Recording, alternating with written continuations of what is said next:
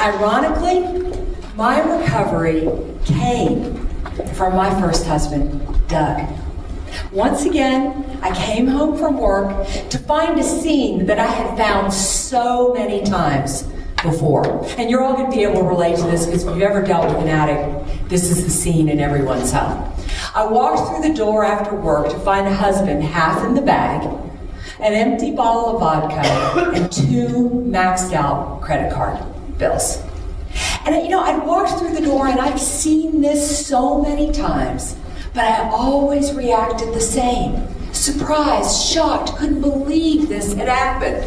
And I started immediately to yell and to scream and become hysterical. Didn't he understand how hard I worked? Didn't he understand what it took to keep his credit clean, to feed him, to clothe him, to put a roof over his head? How could he be so ungrateful when I worked 2 jobs doing this all for him? Now, our typical dance in this was about 2 words into my argument, Doug would jump in and begin to scream back at me. And I guess our goal was whoever was louder, we were hoping would win the argument. Never did, never changed. It was the same old song and dance. But for some reason, this time was different. Doug never engaged. He just sat there and listened to me and let me go on about my head, crying hysterically, until I finally wore myself out and got quiet. And then he looked right at me, calmly and collectively, and said, "You're an effing lunatic. Who asked you?" And I don't know why. Maybe it's because he was calm. Maybe it's because he was cool. But the light bulb went off. And I thought, oh my God, he's right. Who asked me? Who asked me to feed him? Who asked me to clothe him? Who asked me to pay his bills? He never did. And quite frankly, even if he had, it didn't matter. I was an adult.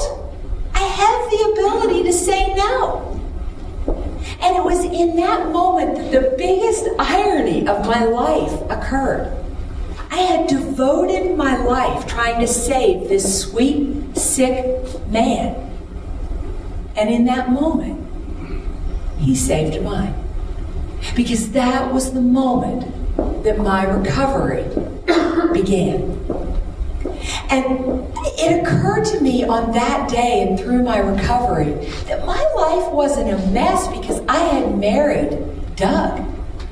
Just remove him from the picture, and I would have run as fast as I could to find another addict to put in there. My disease was my disease, and my disease alone. Now together, we didn't make a very good combination. But my life was a mess because I'd made it a mess.